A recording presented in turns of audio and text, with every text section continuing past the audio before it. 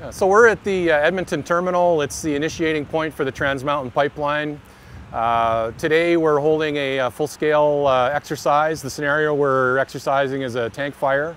These exercises are things that we conduct 1 or 2 of them a year on this scale. So what you're seeing behind me is some of the firefighting equipment that's on display. The exercise that we're doing today is in 2 parts. We have a deployment exercise in the field where we're simulating the extinguishing of a tank fire. We also have an implementation of a command post, managing the response to the incident as well as planning for the next 24 hours in terms of what equipment and material would be required in order to respond to the incident.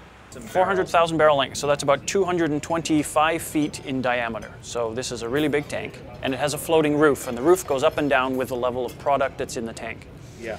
There is a system, a suppression system that uses foam around the outside of the tank so that if any part of the tank were to catch fire, that foam system would activate. So what we're simulating today is that the roof actually for some reason failed and sank inside the product. Then we're simulating that not only did it sink, but it tilted, so now it's sticking out, making firefighting even more complicated. Then on top of that, we simulated that something caused the tank to catch fire. So these tanks are actually built to withstand a lightning strike, for example, if they're intact. So let's pretend that lightning struck a tank, that now the roof is in trouble. So now you've got something that's added to that complication. And then normally we would activate the suppression system, the foam system. And so now we're also simulating that that foam system itself did not work after that. So we had 3 things going on at once. And so if that's the worst case scenario, we have a plan D, which is we actually get fire trucks and big foam cannons and we actually fire foam onto the top of the tank from a distance.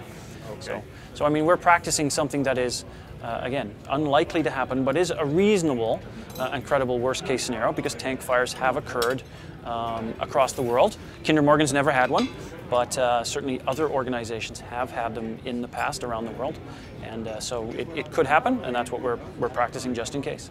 Okay. Whereas we have some of the most strict regulations here, and we certainly have encouraged Kinder Morgan to go above and beyond, and we encourage all of our industrial partners to go above the bare minimum and to increase their standards and to create, you know, one of the safest environments we can have. And so this exercise is part of, you know, meeting their requirements, but also, I mean, they do the best exercise they can do. So we're sort of trying to go above and beyond just doing the basics of the bare minimums we can do. We're exceeding the regulations and exceeding the standards wherever we can.